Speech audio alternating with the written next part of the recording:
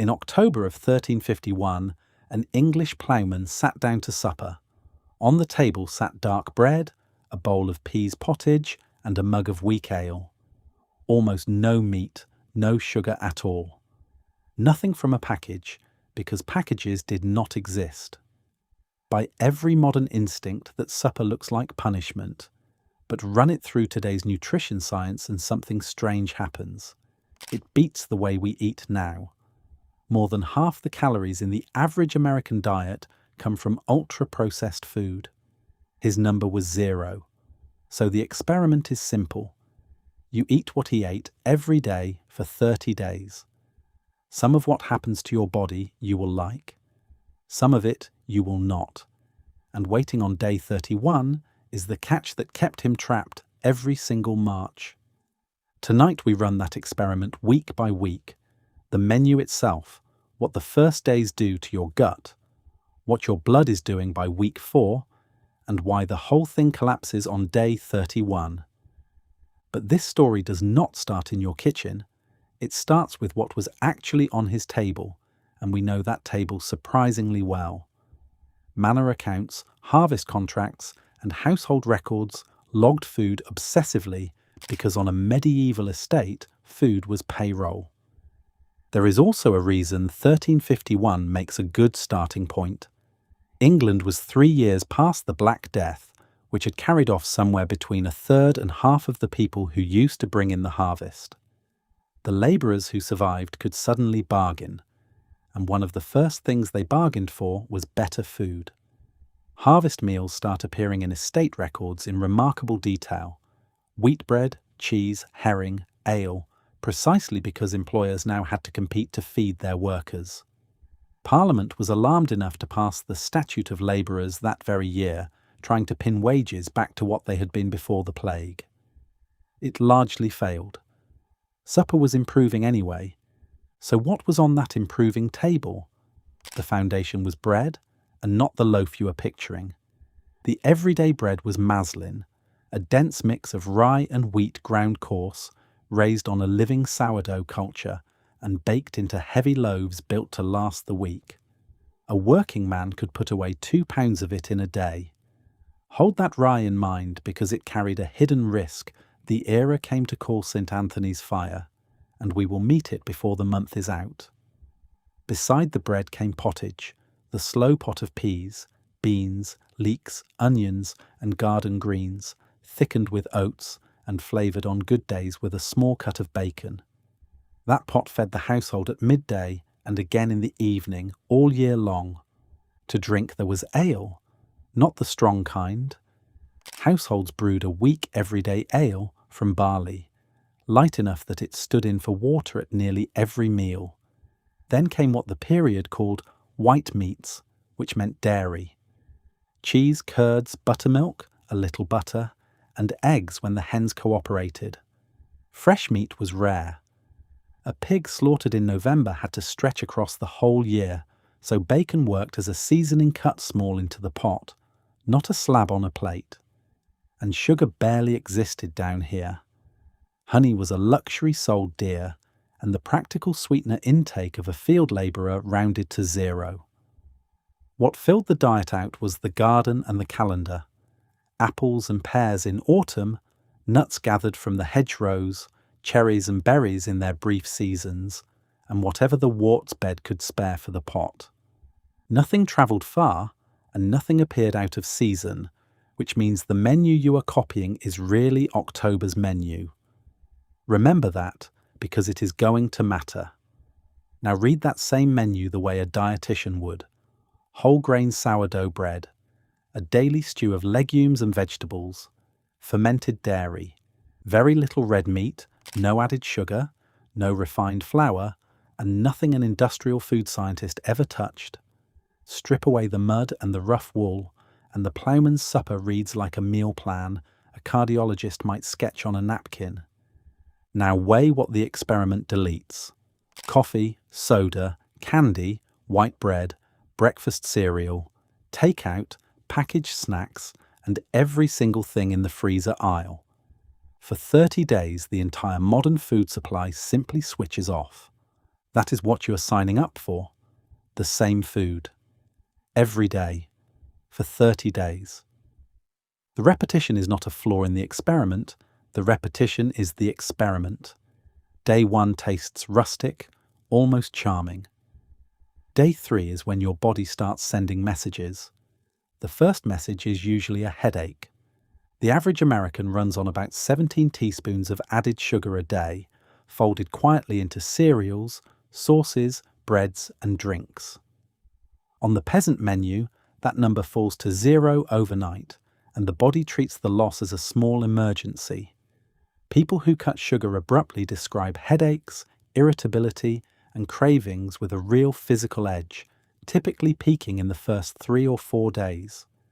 And there is no coffee to lean on, because coffee would not reach England for another 300 years.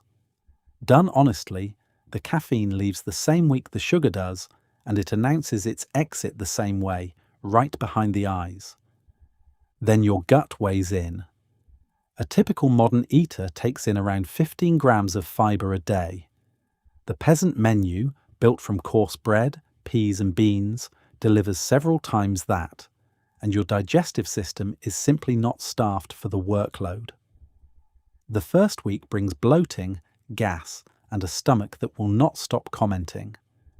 None of that means the diet is failing. Your gut is running a construction project, because studies that move people onto radically different diets have found the gut's bacterial populations begin shifting within days, and a fibre load this size forces exactly that kind of turnover. In effect, you are hiring a whole new workforce to digest a whole new menu. The eating schedule fights you too. Medieval labourers ate 2 real meals, dinner in the middle of the day and supper in the evening, with at most a heel of bread and ale before the morning's work. No snacks, no grazing, nothing between meals but the field. A modern eater accustomed to reaching for something every 90 minutes spends the first week discovering how much of that reaching was habit rather than hunger. Your energy dips at strange hours because there is no quick sugar in this food to spike you back up. Dense rye and slow-cooked legumes release their fuel gradually, and a body raised on fast carbohydrates finds the new schedule genuinely confusing. Somewhere around day 5, you would trade a week's wages for a cookie. It is worth saying plainly that none of this discomfort would have made sense to the man whose menu you borrowed. He never felt sugar withdrawal because he never had sugar. His gut ran on a mountain of daily fibre the way yours runs on toast. The first week of this experiment is really the cost of leaving the modern diet, measured out in headaches. That was only week 1. Week 2 is where the trade starts paying. Somewhere in the second week, the noise in your gut goes quiet. The fibre-eating bacteria have multiplied into the job, digestion settles, and the bloating fades. What replaces it is the thing first-time whole food eaters describe over and over, a strange steadiness. No surge after meals, no crash at 3 in the afternoon. The sourdough culture that raised the Maslin loaf partly broke down its starches before you ever swallowed them, and rye digests slowly to begin with, so the bread that felt like a brick in week 1 is now releasing fuel on a flat, even line. Hunger changes character too. 2 pounds of dense bread and 2 bowls of thick pottage stretch the stomach and stay there, so the meals hold you from noon to nightfall. The Peasant pot delivers, for free, the fullness a modern weight loss clinic charges by the month to engineer. The pottage works on you from another direction as well. Peas and beans are heavy with soluble fibre, the kind that slows digestion and binds cholesterol on its way through the body. A bowl of it twice a day sounds dull, and it is. It also happens to be exactly what a modern dietitian means by the advice to eat more legumes, delivered at a dose almost nobody today actually reaches. And then there is the ale, which is the part of this diet people refuse to believe. Weak household ale was the standard drink of the medieval countryside, taken at breakfast, at dinner, and in the field, and children drank it too. And no, I am not making that up. The everyday brew was low in alcohol, boiled during the making, and thick with calories from the grain, which made it less a vice and more a liquid food. Some harvest agreements allowed a labourer up to a gallon of it across a long summer day, and the lords who signed those agreements were fueling machinery, not practicing charity. By the end of week 2, you have stopped fighting the food, which is convenient because week 3 is when the food starts showing up in your blood work. 3 weeks in, the measurable changes surface. Cutting added sugar to 0 flattens the daily glucose swings a standard modern diet produces. The soluble fibre pouring out of the pottage pot pulls cholesterol downward, an effect so well repeated in trials that regulators let oat sellers print it on the carton. Even your blood pressure drifts, and the reason is worth a second look. Nearly 3/4 of the salt in a modern diet arrives hidden inside processed and restaurant food, and you just deleted that entire category. To be fair, the medieval larder had a salt problem of its own, because preserved herring and bacon were brutally salty. But the day-to-day garden pot was not, and your version of the experiment leans on the pot. Weight, meanwhile, comes off almost by accident. This food is bulky, filling, and stubbornly low in calories per bite, which is the exact opposite of the food it replaced. If all of that sounds suspiciously good, keep watching, because week 4 is going to file complaints. But the sharpest result is one no peasant could have measured, because it turns out this diet was quietly built around fermentation. The bread rose on a live culture. The ale was brewed.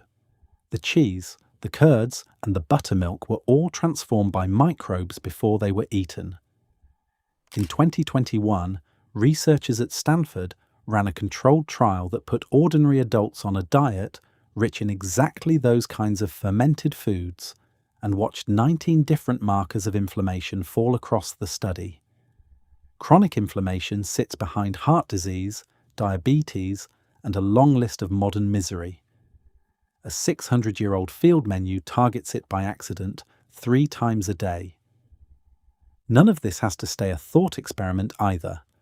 The bread at the centre of this menu survived, and people are baking it again in ordinary kitchens. If you want to eat this history instead of just watching it, that is what the Medieval Bakery Collection is for.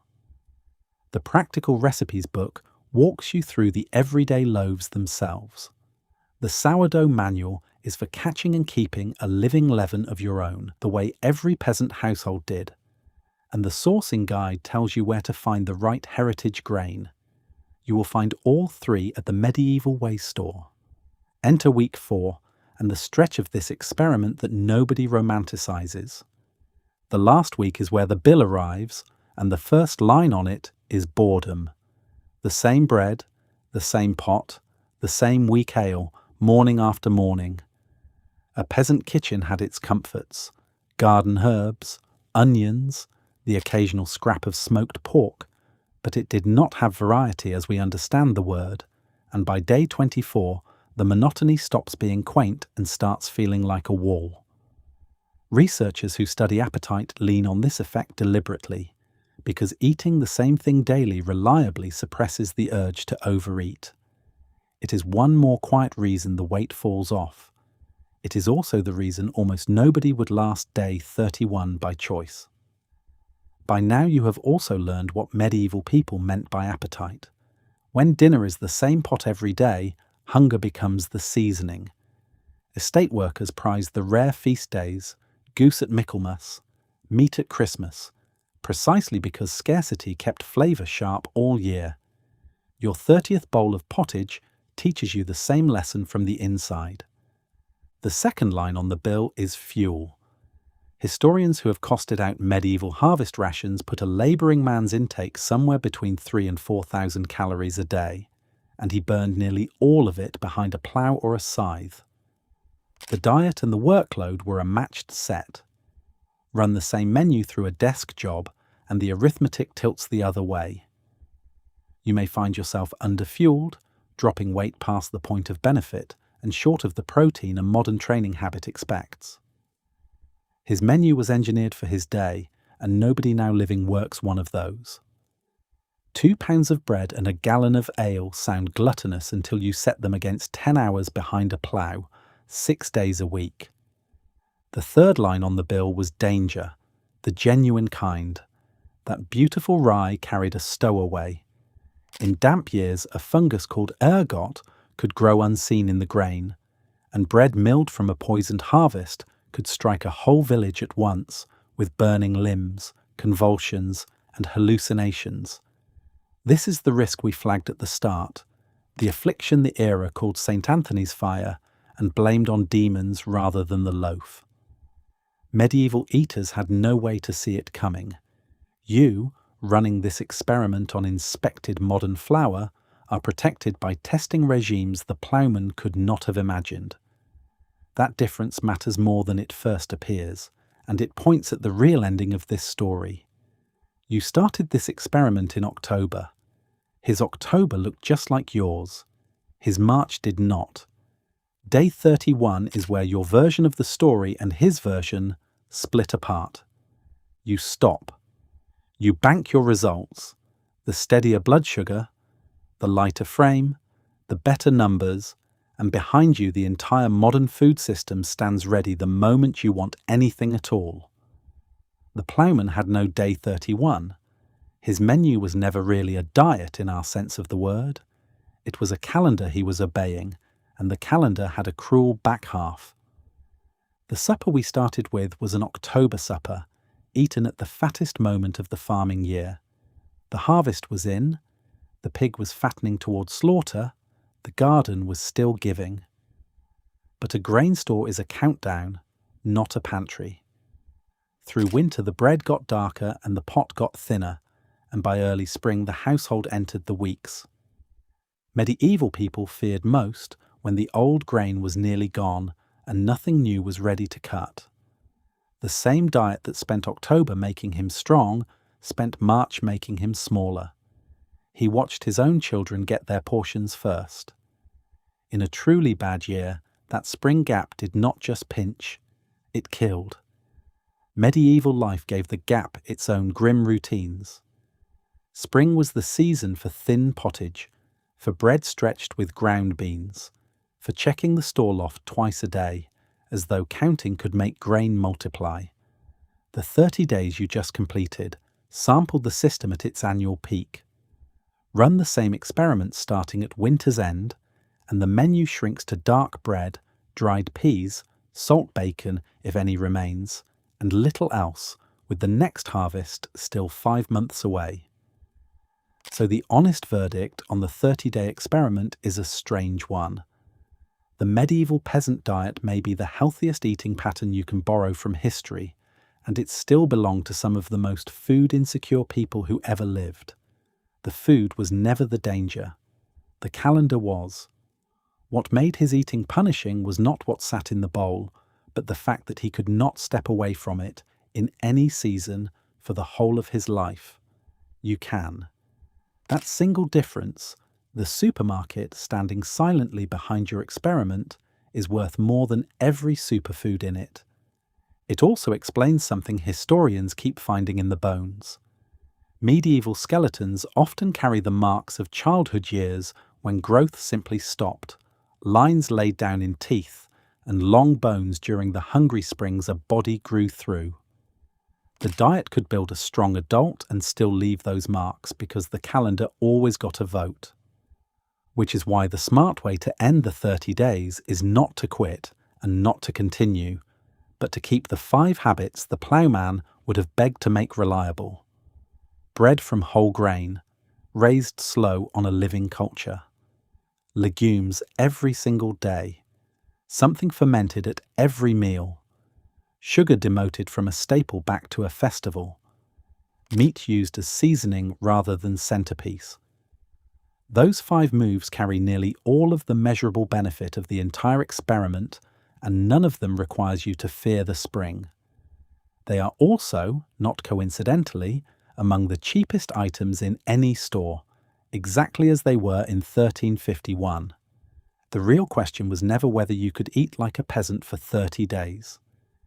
It is whether you could stand at his cupboard in the first week of March, see what little was left, and keep going. He did, every year of his life. That is the experiment. Which result surprised you most? The ale, the blood work, or day 31? Tell me in the comments. Subscribe for more tested history and stay curious.